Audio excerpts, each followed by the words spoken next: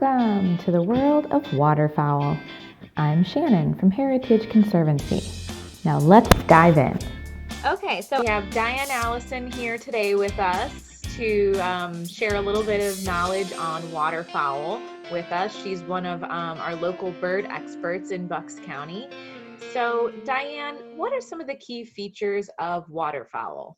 Well, if you're talking about ducks, for instance, there's some very obvious things. First and foremost, I guess, would be their webbed feet, which help them to power themselves through the water. It makes them, their legs are set back on their body, so it makes them appear quite ungainly on land, but that helps give them a lot of power as they motor through the water. So I guess that would be one of the major features. Another feature would be their feathers have their preening that they do for their feathers, a high amount of oil that they put on those feathers to keep them dry. And the outer feathers, actually, the barbs interlock very tightly so that the outer feathers provide pretty much a waterproof covering to those downy feathers that are underneath. And the downy feathers provide them with an extreme amount of warmth in the cold water. And so those feathers are kept dry by the outer feathers. So that's kind of a unique feature for them. They have what's called lamellae on their bills. They have usually long, broad bills. And these are little projections that kind of help them to filter food through their bills. So that's another interesting fact, I guess.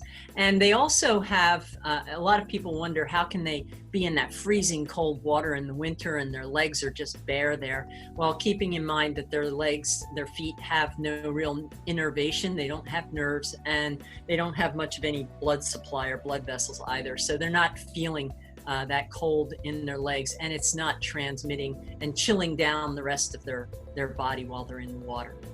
So those are a few things, and I guess we should also say that waterfowl does not just include ducks. We're talking about geese and coots and grebes and hingas, cormorants, gallinules, loons, and swans as well, that are all part of the waterfowl group, what we consider to be waterfowl. So there are other birds besides ducks in there, I guess is the point. Oh, that's great. That's a lot. So those, the bills, the webbed feet, and their unique feathers, those are the main differences between sort of this waterfowl group and sort of a lot of our other birds, right? Yes, I would say that those are major things that set them apart. Okay, great. And they're a little bit bigger usually, right? Compared to especially our songbirds. Yes, bigger than a songbird, yeah, and usually a compact sort of oval body shape to them, most ducks and some of the others. And again, this lets them function in water more efficiently. So how about their flying? So since they're a little bit bigger build, are they not as able to maneuver as well as some of the they're fairly speedy flyers. They attain some good speeds when they fly, and if you watch them, or if you think about waterfowl hunting, for instance, it's not an easy sport. That they are quick and maneuverable flyers. Oh, that's great.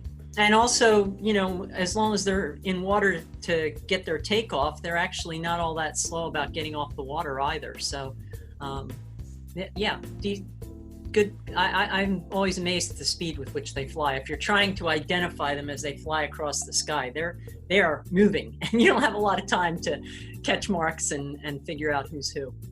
That's great.